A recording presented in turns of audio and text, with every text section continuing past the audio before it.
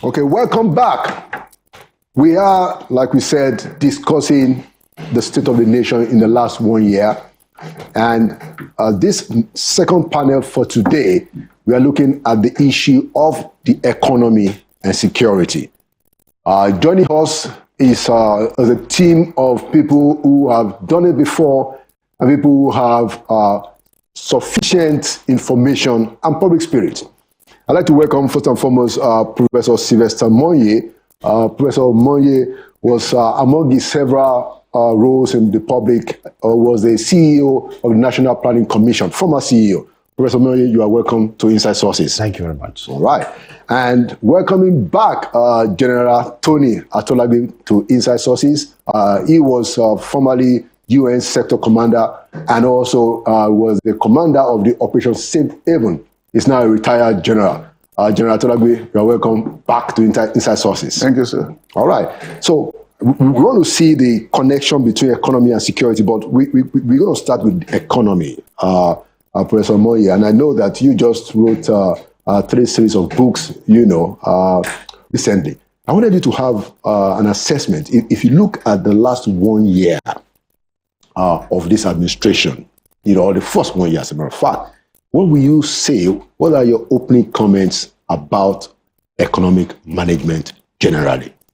By the time President Bola Ahmed came in, the country was in a mess, complete shambles.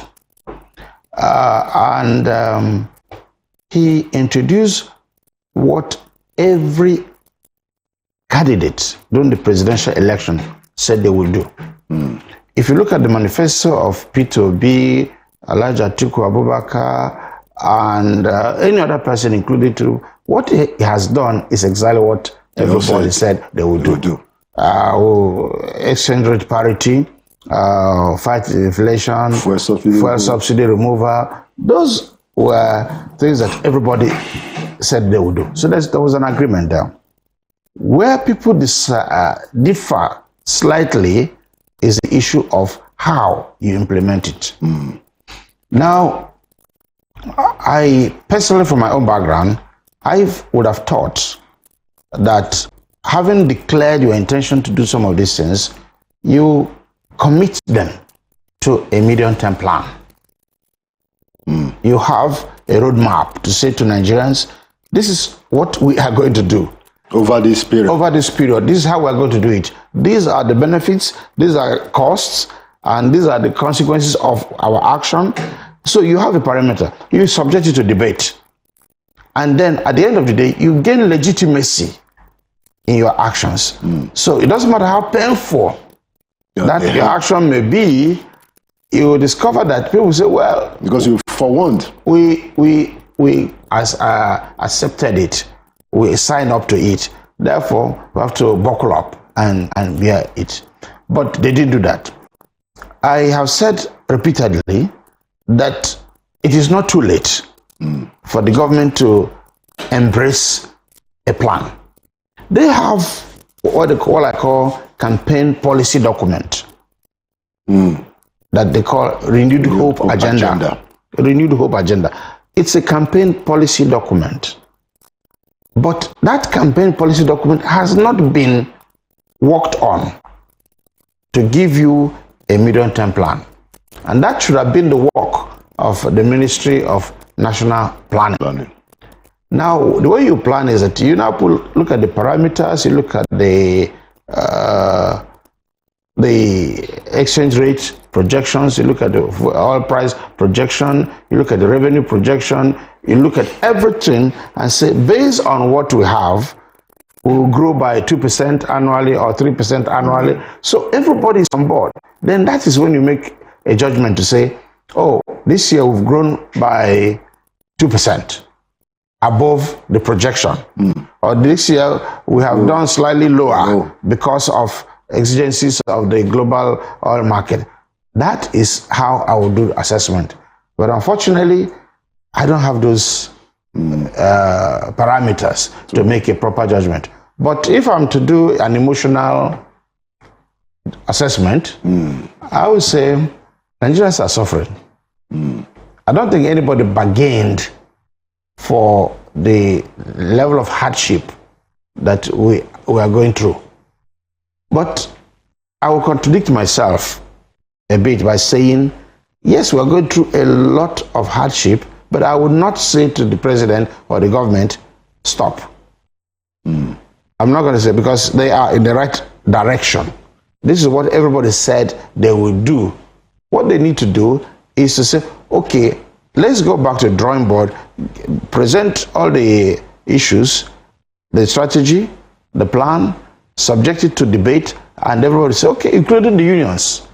They say, okay, we don't like this, we like that, but we must have this. You know, so that's really the way I will go about assessing it. Thank you for those opening comments on the economy. So let's take it to General Tolagbe.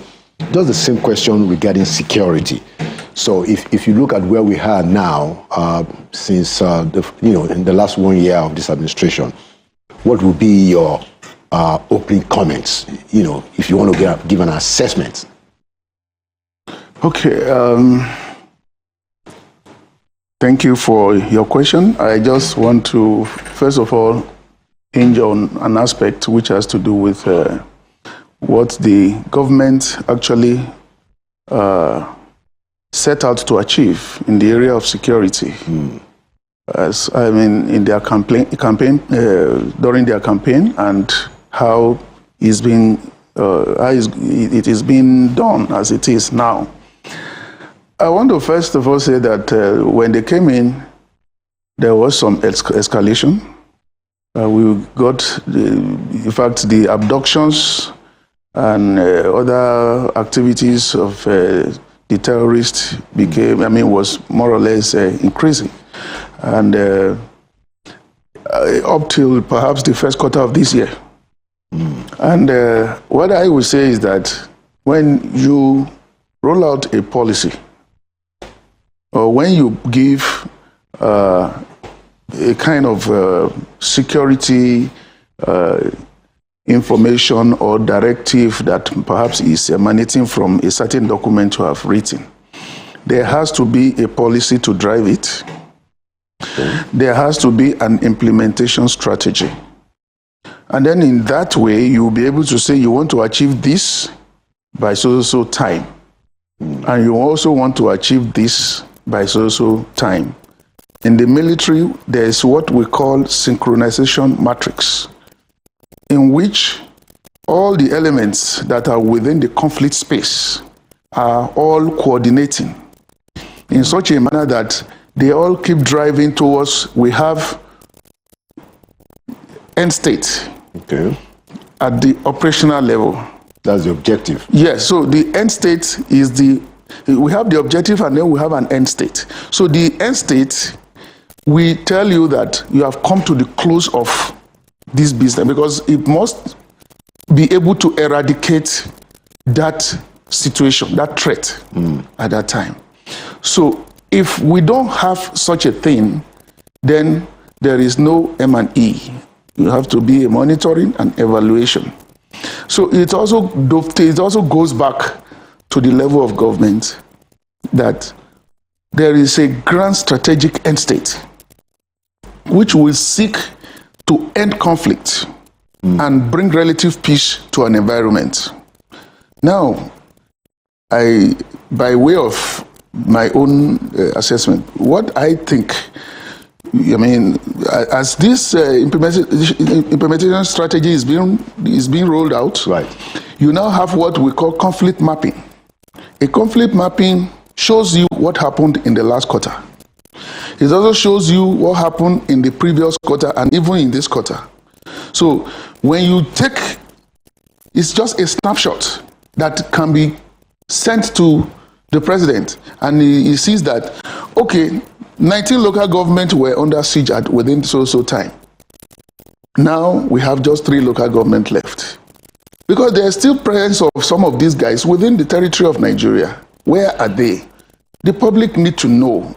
When you hear some senators from the northeastern part of Nigeria, they tell you that they cannot go home. They are not lying. So, Prof, you are, you understand this thing very well. You are a development expert. What is really happening with subsidy? Well, first of all, this is related to my comment earlier that the reason why we're having this huge challenge as a country is that the administration came in with a mindset. The mindset was that we're going to remove subsidy, which is fine. What is not fine is that it was not thought through properly. They did not have the patience to understand the subsidy itself. It's only when you understand how it works that you begin to understand how you deal with it. They came in, removed subsidy, and discovered that there were so many factors and so many players in this subsidy thing, and there were so many people that are owing money that they needed to pay. Yeah. So they got bogged down in, okay, no, we won't pay, we'll pay. Now, okay, we're paying back some of the subsidy that we had enjoyed. No, we need to do more. Now, everybody's confused. But what is clear is that subsidy is on, it's back. There is no doubt and there's no debate, and nobody's going to tell you that there's no more subsidy. So it's a kind of double whammy for the people. We have removed subsidy and we're bearing the consequences of the removal of subsidy. And yet we're paying subsidy. So I'm optimistic that we'll get out of it. But it is not something you get out of in the next 6 months, 1 year. This is a long haul. You're looking about 5 years, 10 years to get out of this mess so that will become normal. So it's not a situation that is funny. We're looking at a long-term problem. So when the people are assessing the administration, I will not assess the administration on the basis of the performance and output now.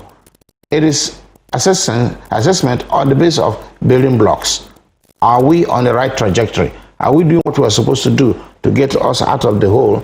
That will be the basis of my assessment. And you think that we are doing what we ought to do, or are there things, important things that you think ought to be done that we are not doing yet? Well, it's because we have not done a plan that has legitimacy. Everybody's talking their own. Let me ask you, as a matter of fact, when you hear minimum wage, the unions are asking for 615,000 as minimum wage. Yeah. Now, for them, no rob bottom, they said. No, for them to negotiate. It's negotiate. Okay. Yeah. If you're asking for 615, you may end up with 100, assuming you are such a hard driver, and the government is, you may end up 100. And the only way we can get out of this problem is when we begin to grow. As a matter of fact, economically speaking, you can't grow a country, you can't move forward unless we grow annually by about 10% for 10 years. That's where you can deal with poverty and unemployment. You have to grow your economy at the rate of 10% annually, consecutively for 10 years before you can get. So for us, we're on the right way, but it's a long haul. Thank you. So let's take it to the general. And general, I wanted to highlight an important observation, that has been on, and it's not just peculiar to this administration, by the way. So when they appoint new service chiefs, what you see over the years, at least in the last 1 decade, if not more, you can correct me as to the timing, is that you have a significant number of generals, shelved out of the system. Now, my question is, at the time when we are facing a recurrent insecurity in the country, isn't there a way that we can use those heavily trained, officers? Because, look, one of the things that we are proud of in this country is that we have well-trained. We spend a lot of resources training the people in the military in particular, and when you interact with many of these people, you know that they are top-notch. But you have a huge number of them that we are just dumping into retirement. Some of them in their early 50s, some of them have 2 or 3 years to go, but they have to go. Isn't there a better way to deal with that kind of situation, especially when Nigeria is going through very serious security problems. General, what's your take on that? Okay. I just want to observe that I'm not sure the same thing is happening now. Maybe it happened in the past. Okay. And I also think that the judgment of those who were there that time we may not necessarily discard their judgment or the advice they are giving to the president as at that time. Except if you are asking me what I would have done different. Yes. You understand? So because we were in the system, and then we saw, especially even after us, we saw a good number of our juniors who were still having like 1 year or 2 years more to serve. They were just shipped out. And I just want to refer to a kind of, let me say, there was what we call an harmonized terms and conditions of service. Okay. Which, took the ages for to remain in service by another 2 years or so that time, and the appointment of new service chiefs that followed made this in such a way that those that were selected, they were quite junior to about 2 other courses ahead of them. So the question now was, how will the senior ones, even though the service chief will be wearing a senior rank, how will they be taking instructions from the person who was appointed? And that was what necessitated the easing out of it was, perhaps I would say it was not, people didn't plan for it, and it was never there. But especially in that number, what I think could have been possible, there are a few things that other countries do. Okay. And I give you some examples. I may not necessarily mention countries, but if you take your phone and you Google, you will see that there are some countries who deploy military officers as ambassadors to other countries. If you check it, you can fast check. Not only that, okay, and you're talking of, why they are still in service. Yes. And the question will have been, if you deploy some of them after service as ambassadors, so what makes them incompetent to be ambassadors? Why? And we also have some of them who were even defense advisors before then, who could have fitted into those areas. Now, there are other areas of engagement. There are some officers who are they're not just purely military officers. They have some professional competencies. You have surveyors, engineers, medical doctors. Instead of just easing them out, you post some to Ministry of Works, send another one to another place somewhere in the Ministry of Environment, So when you are able to spread them like this, it's just for the period that there will be, some countries are doing it. Professor Omonye, you are a development expert. You are aware of the security problems in the country. In your view, how much of the impact does the security challenge have on the economy? And what would be, how do you think this can be sorted out? Well, from where I stand or where I sit, you cannot separate the economy from security. You can't. There are 2 elements to it. One is perception. Even when you have foreign investors, they are looking at you as an environment that is not secure. Not secure for the investment, but their physical security. So that was one perception. The second one is real, the actual insecurity in the country. For example, when you have cases of bandits stopping people from going to farm, then you know that farmers can't go to their farms, they can't produce crops, prices go up. It's a chicken and egg situation. Which one do you deal with first? But my answer is that the government needs to pay more attention quickly on the issue of security, because without dealing with the perception of security, you won't even have people engaging in serious and meaningful economic activities. In Abuja here, we used to be a very safe place, but now you are not sure. You hear about one chance issues. At night, I do not stop at traffic lights. I don't know about you. At night. And it's a security imperative. It's a security imperative. Not that you are trying to break the law. No, nothing to do with breaking the law. But I don't know whether you do that. But simply because I know somebody from a sister channel, I think it was AIT, a producer, who was abducted from the traffic light. Because he was stopping at he stopped at the red light. To be a good citizen. So at night, you don't... you sacrifice. So you look left, you look right, and if it's safe, you go on. Yeah, not that you want to break the law. I understand. That's what I said. But it's not safe. Of course, to say no, I have to wait for the red light. So those are some of the challenges. And in a situation where you know how to evade traffic lights and all those, what happens to the foreigner? Final question, General.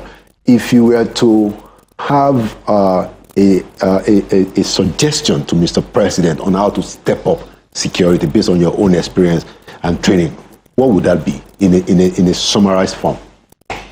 And then I'll come to you to say the same thing regarding economic management, and then we'll wrap it up quickly. Just 1 minute. Okay. If you check the structure of the armed forces, everything that we are doing is derived from the Constitution. The Constitution speaks of good neighborliness, brotherhood, and so on, meaning that we may not likely go to war with our neighbor. So, and when you take that, you dovetail to Nigeria's security strategy. It should also align with the Constitution. When you go down to national defense policy, it will also be drawn from that. So when you now come to equipping the armed forces and providing a doctrine for the armed forces, it doesn't give you a kind of go ahead that you should go on an aggressive kind of action against an adversary in that manner. It means that perhaps it leaves room for negotiation and so on and so forth. So what I'm trying to say is that there has to be certain reviews along these lines to give some superior fighting power to the armed forces of Nigeria. And the only way that can happen is when these reviews are done. What it does is that it tells you how to, first of all, it will tell you that the old game of maybe playing the good neighborliness with our contiguous country is no more. You must be ready to go to war. We need to do something that will change the face of Nigeria, and that is to try to gain legitimacy of our plans from one, National Assembly. To say, we have this plan, we want to legislate it into law. It's important that we do it. That's the example of FCT that you mentioned, that I talked about earlier. The second level is the subnational level. You can't do anything at the subnational level and expect to have a successful plan. All your activities is going to be implemented at the subnational level. So you must... Except Abuja. Well, Abuja... Okay, Abuja is small territory. But everything you have is implemented somewhere. And you do beautiful plans in Abuja, and you expect somebody in Asaba or Enugu or Lagos to listen to you. So my take is to summarize. Let's have a plan. that has the input of National Assembly and the states, and take it up from there as a way of getting legitimacy, and of course thereafter you own it. Absolutely. Yeah. Okay, just quickly because of time. Yeah, please go ahead. I must say that with the feelers that we have right now, Right. that the military they are doing quite some enormous job, and we are seeing the results.